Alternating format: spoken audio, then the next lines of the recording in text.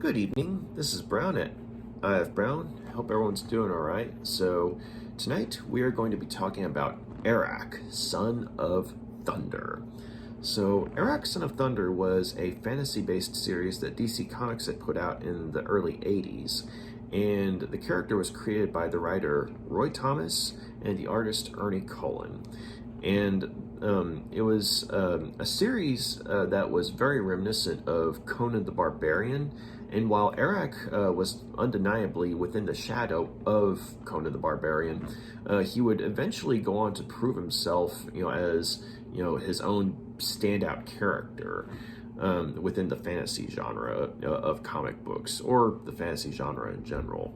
But one of the things that was very cool about the series was that it took place on an Earth that could have existed, say, thousands of years ago, because there's a lot of historical elements, that come into play that actually existed, people, places, and things. Specifically, the setting of Arak is long after the fall of the Roman Empire, but during the time of the Vikings.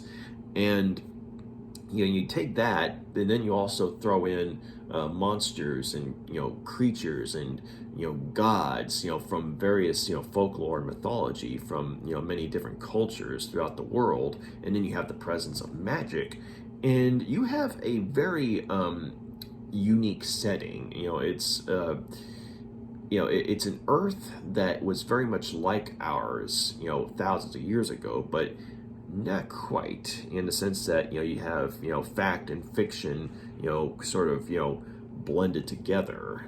But I've read the first 14 issues plus the backup feature that he was introduced in, and so far I'm really enjoying the series. I had a feeling of what to expect, having read many issues of Conan the Barbarian back in the day, as well as as well as some of the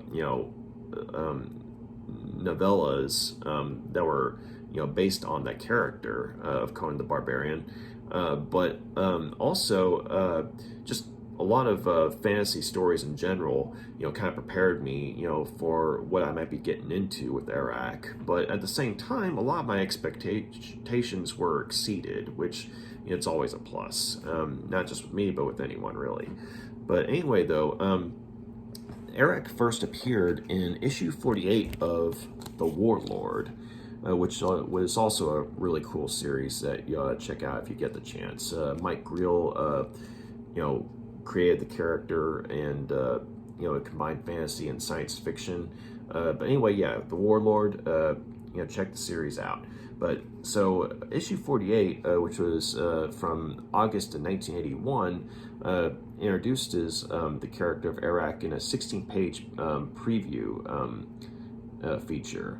And you look right here, here's the advertisement. But this was something that DC Comics was doing at this particular point in time, in which they would take random issues of ongoing series and have a 16-page preview insert to basically say, hey, here's a new character, check them out in their own ongoing series coming soon.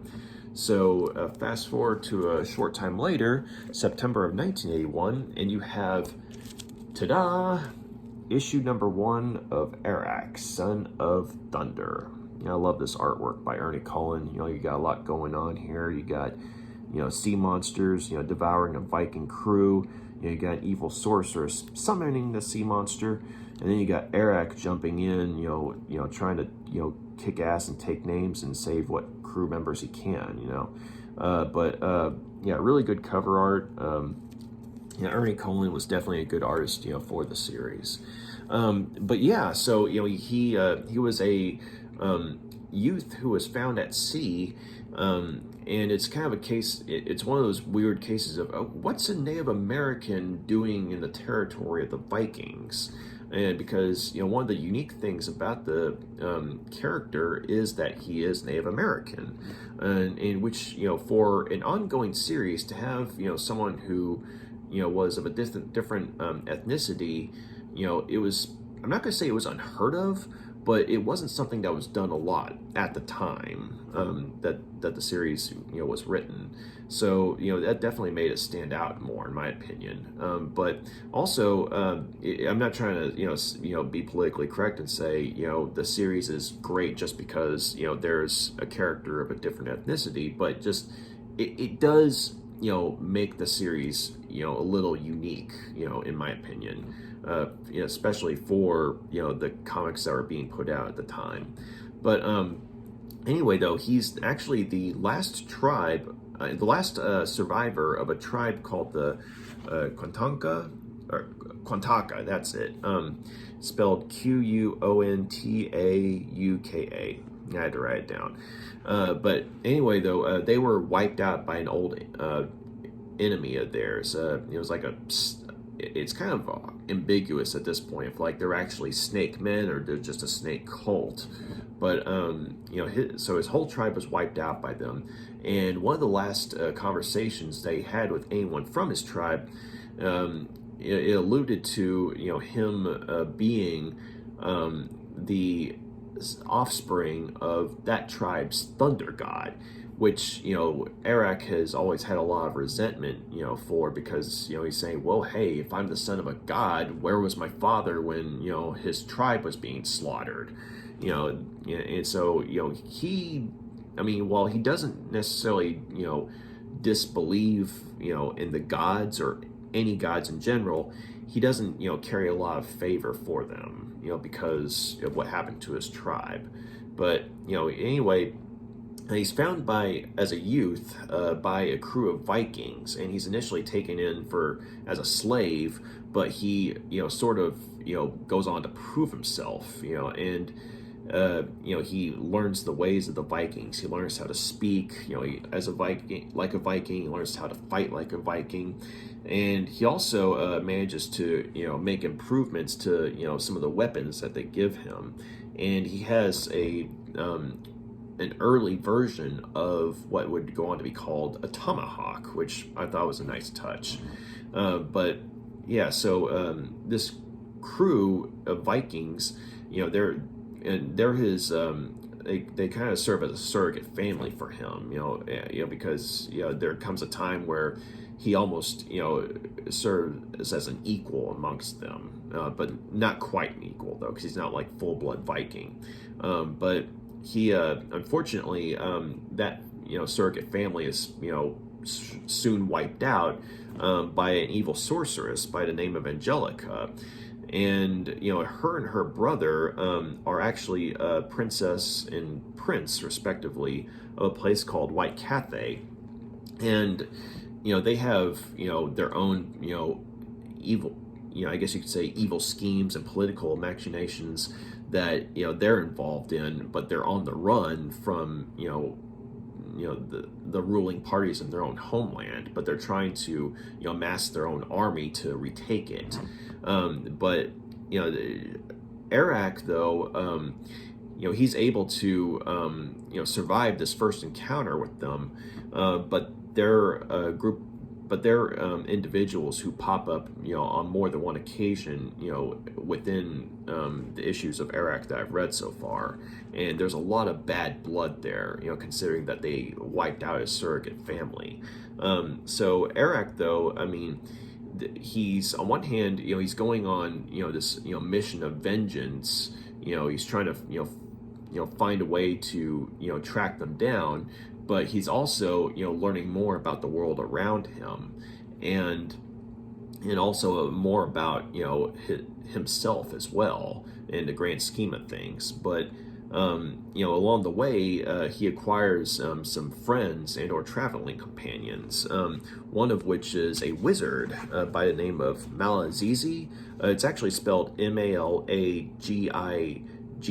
But it's pronounced Malazizi according to the editor's notes. But he's a wizard who on the surface is just a low rate conjurer, magician, but he actually has a lot of power, but you wouldn't know it to look at him. But he's the guy who teaches Arak about the four pillars of power. Basically, how the magic works within this world.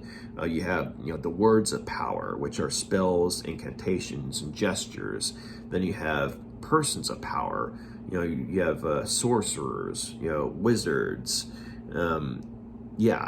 So basically, anyone who, I guess you could say is naturally talented, with the power of magic.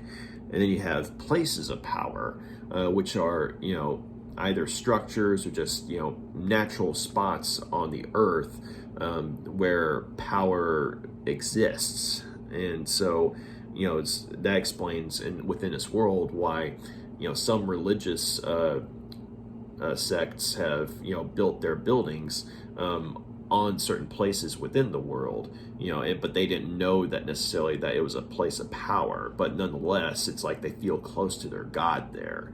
And I thought that was an interesting idea.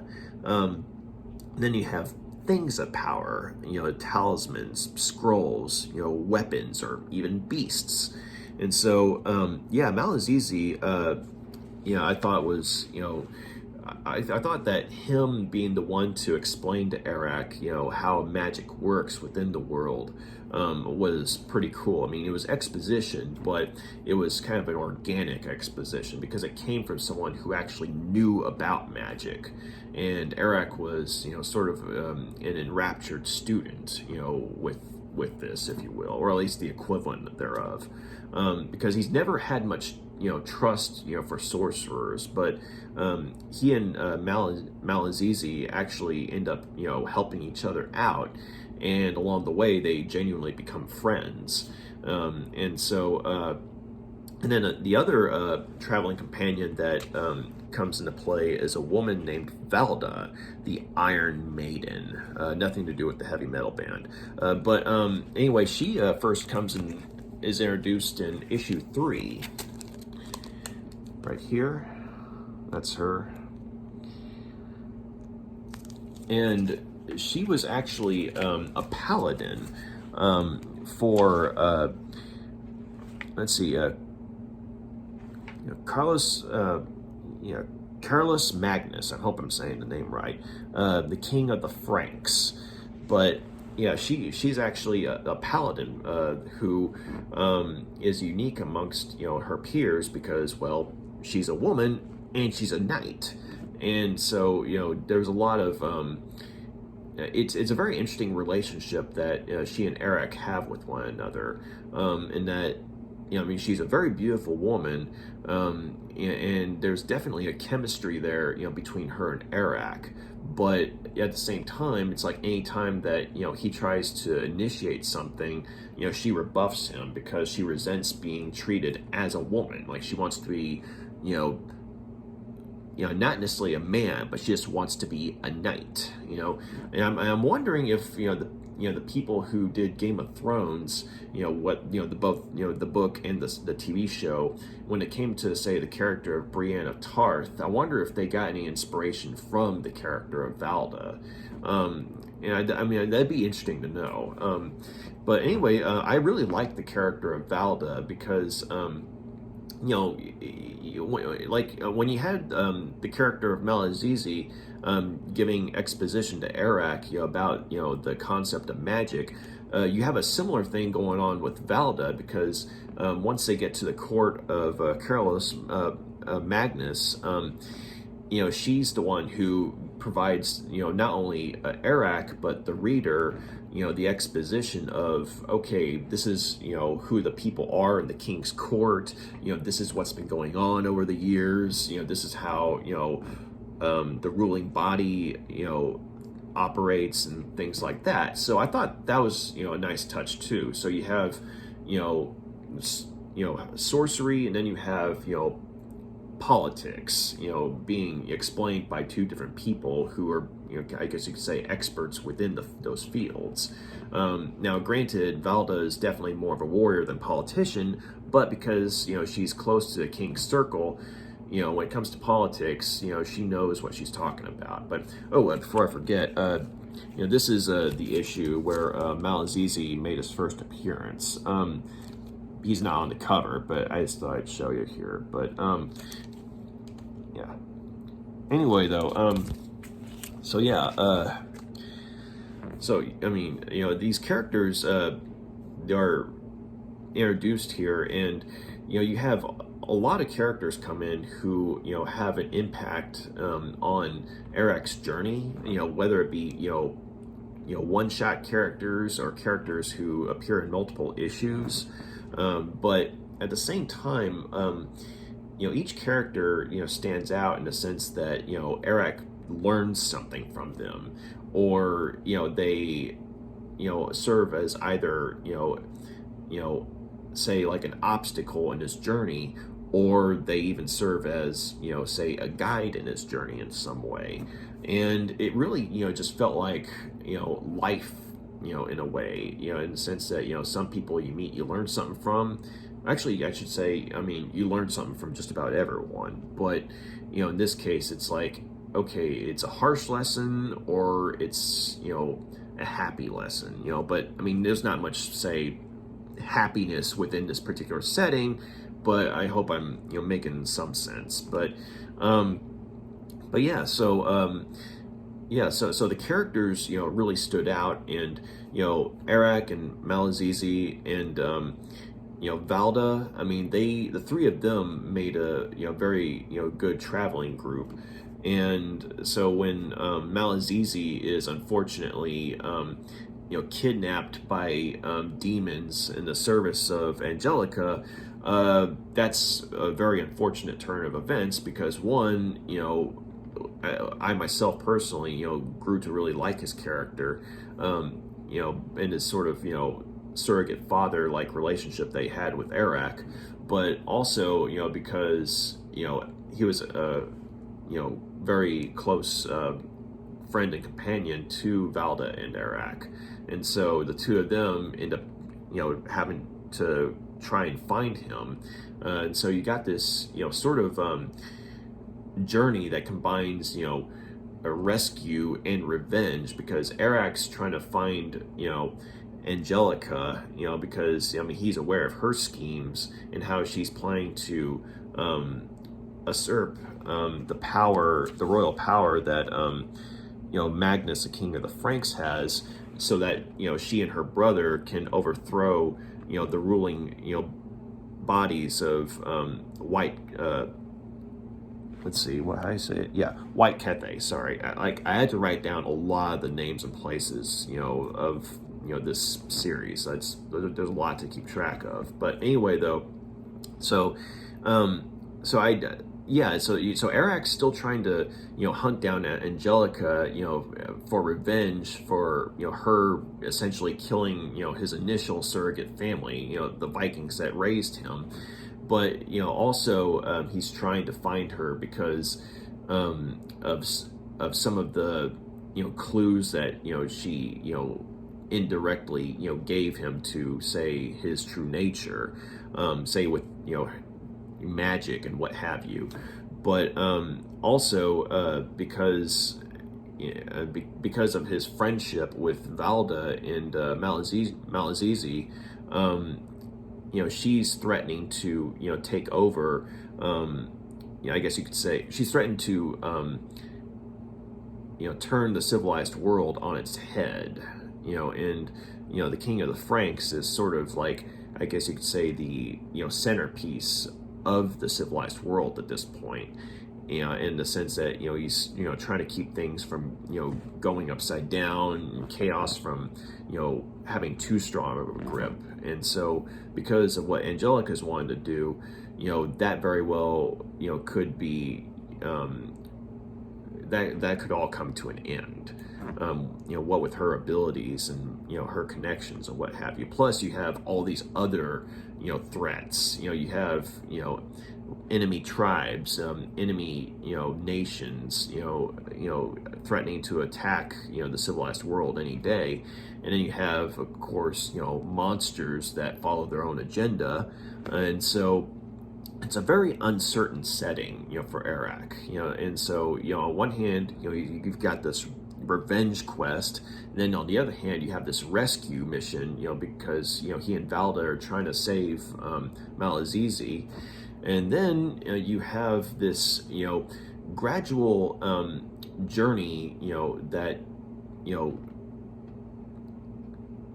progresses, and as it goes on, Arak learns more about himself, and as well as who and what he really is, and you get all these hints, and certain characters come into play. Like you have a centaur, Chiron, it's Khiron. Or En, sorry, and he's the last centaur of Mount Olympus. And then you have Satyricus, who is the last satyr of Mount Olympus, and the two of them end up, having a big impact on Arak's journey. And Satyricus eventually ends up becoming, a traveling companion as well. And much like, say, Mr. Thomas from The Lion, the Witch, and the Wardrobe, he has the flute thing, basically where he can entrance those around him to say sleep or to dance, but he and Arak end up becoming friends.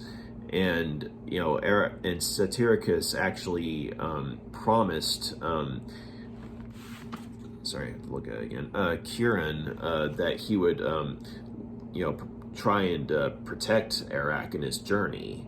And unfortunately, Chiron was the one who was the warrior, him being a centaur.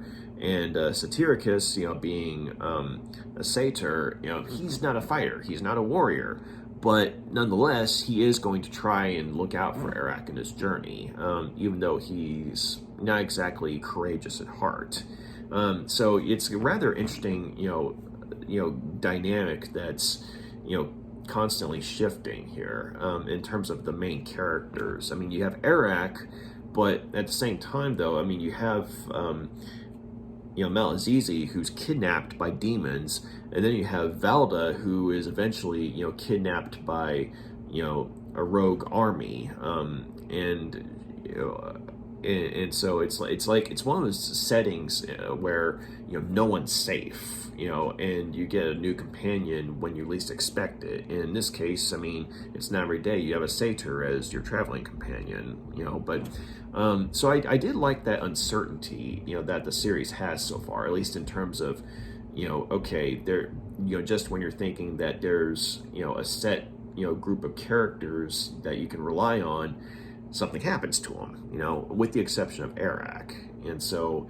yeah, I mean, I like that, bit of uncertainty, that unpredictability. But, so yeah, eventually though, Arak, at the end of his, or I shouldn't say at the end of his journey, but at the end of this long introductory arc of the series, this first 14 issues, he comes across the three fates. Yes, the three women who weave the threads of fate. And he finds proof that he is, in fact, the son of his tribe's thunder god.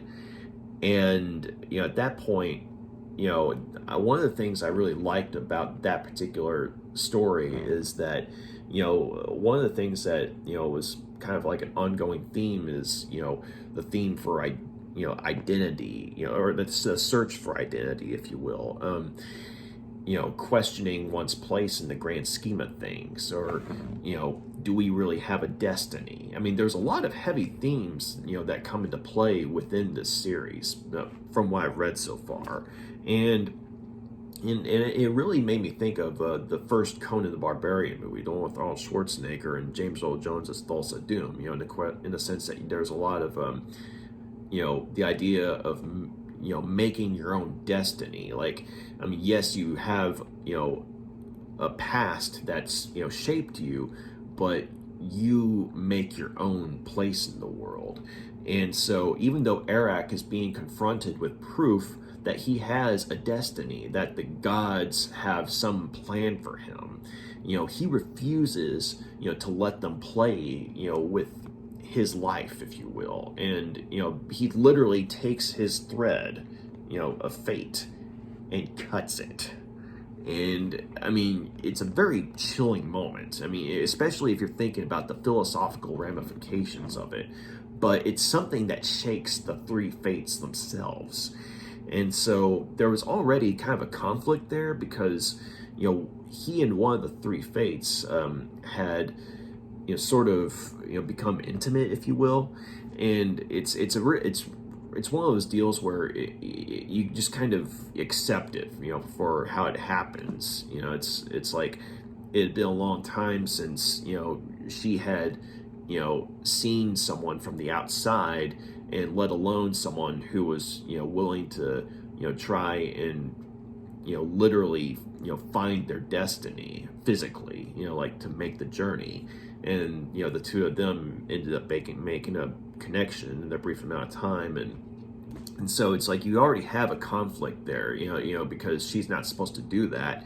But then her two sisters, one of them is wanting to just go ahead and cut his, strand of fate right then and there, and, mess up whatever destiny he already had.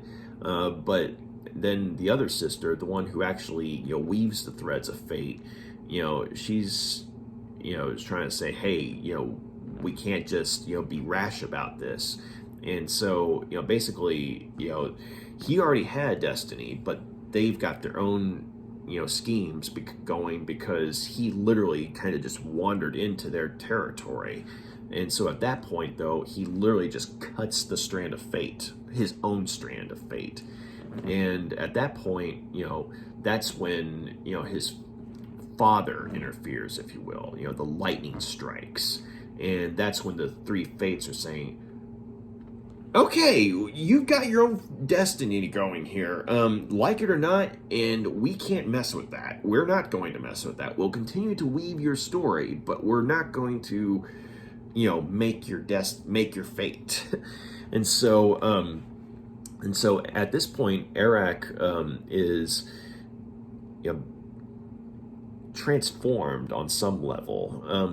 I mean, he's given a new, hairdo. Like, he's given kind of a mohawk, basically to, signify his new change in fate, if you will, but also to make him closer to his people, to his extinct tribe.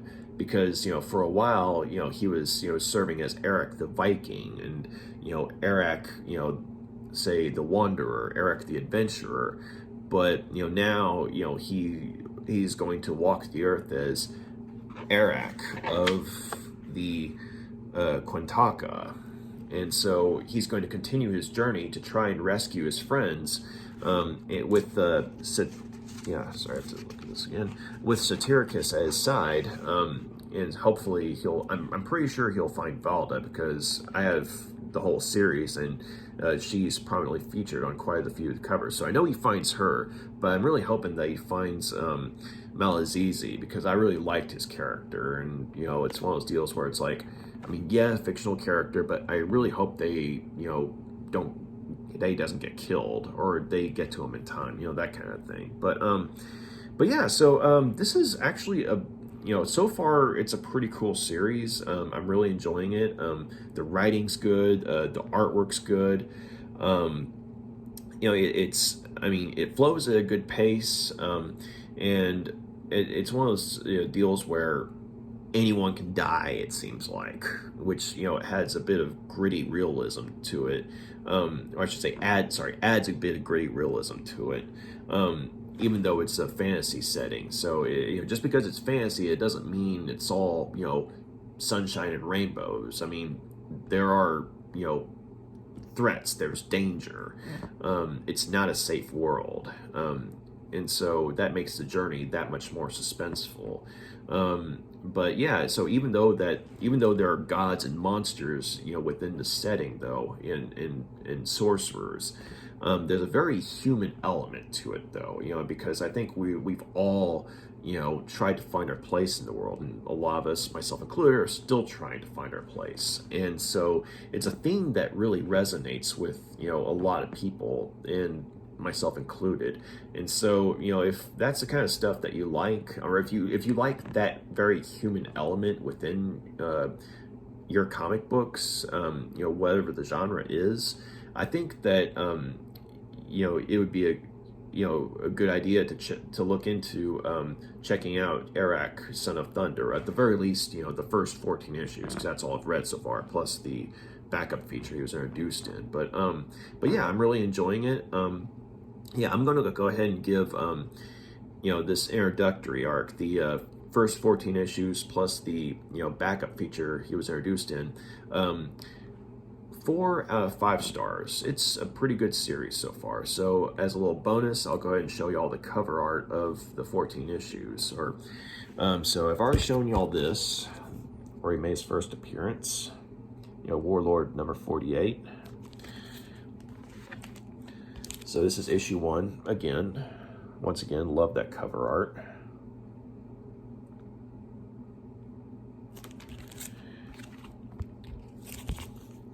Issue 2.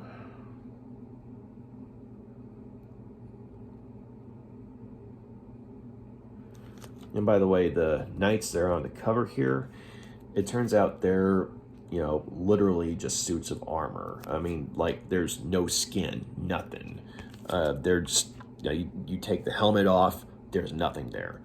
Pretty freaky in the comic book, the way it's done, the way it's revealed. I'll just say it, leave it at that. In issue 3, where Valda the Iron Maiden is introduced, and she goes on to be a really cool character. I really liked her. So, you know, ladies in the audience, if you like strong female characters, yeah, Valda the Iron Maiden, and, you know, she's definitely one of them. And yeah.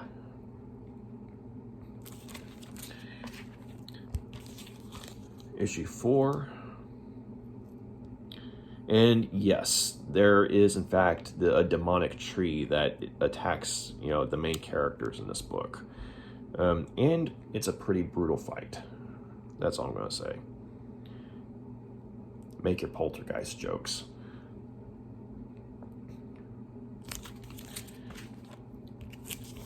Issue 5.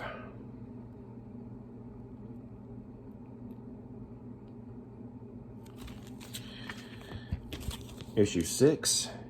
Yes, vampires do exist in this world.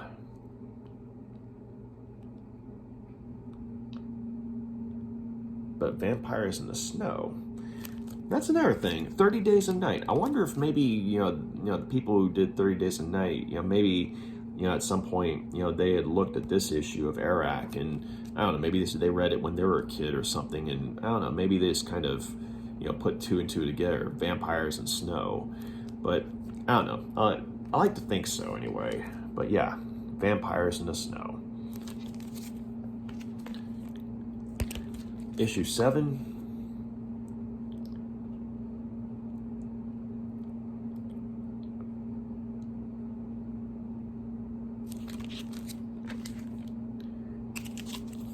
Issue 8. The Arena of the Black Pope. And incidentally, the Black Pope is actually a pretty creepy character in this particular story. That's all I'm going to say. But I will say that I do like this settings version of, you know, the albino mutants that, you know, you'll find in a lot of literature, you know, like fantasy and science fiction, like, you know, mutants or people that live underground have become albino over time. And I do like the twist that they've got here, and, you know, it's pretty cool. But the Black Pope, the guy who leads them, very creepy, very twisted character. Yeah, you want him to die. Let's just leave it at that.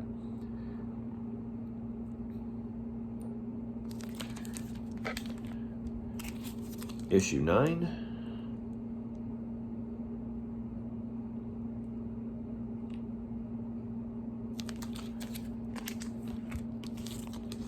Issue 10.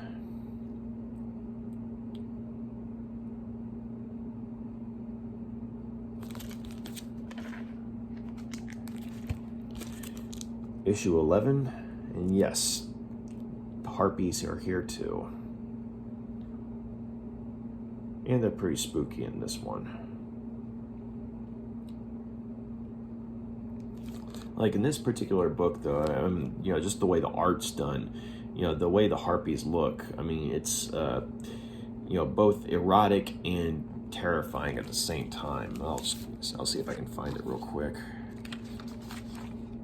This is kind of off the cuff, so.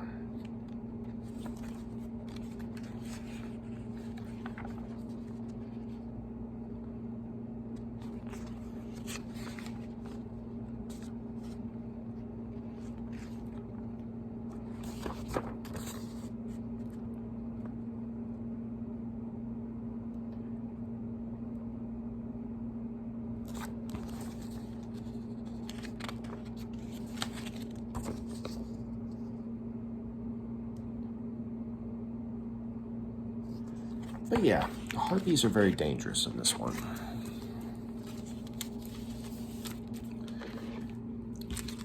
$12. And yes, this is Charon. And Arak and Satyricus, they actually end up, you know, making the journey in his boat in this one. But yeah, Charon though, yeah, he's another element of, you know, mythology and folklore that, you know, turns up in this series, and I like the way that, you know, the creative team ended up using him here. But then you got 13.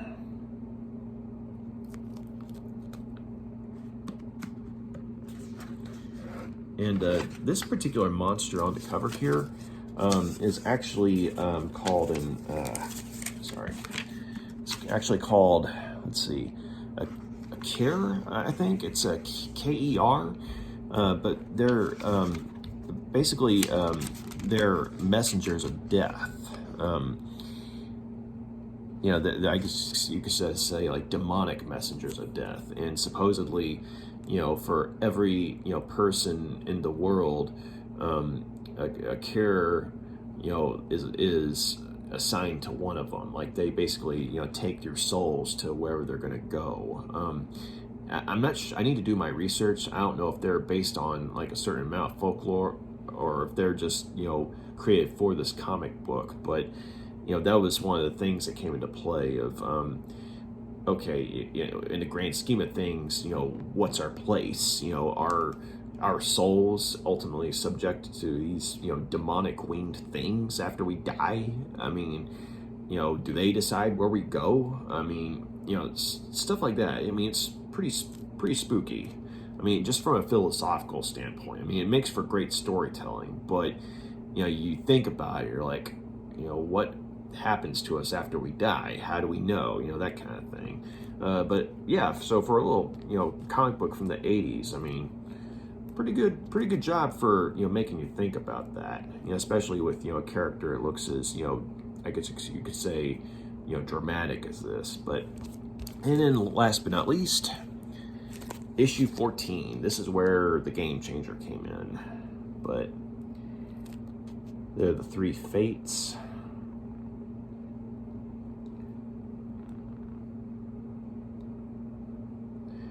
So yeah, this is where, you know, he comes that much closer to this, you know, journey of self-actualization. I mean, he makes, you know, that major step in, you know, becoming, you know, who he was meant to be.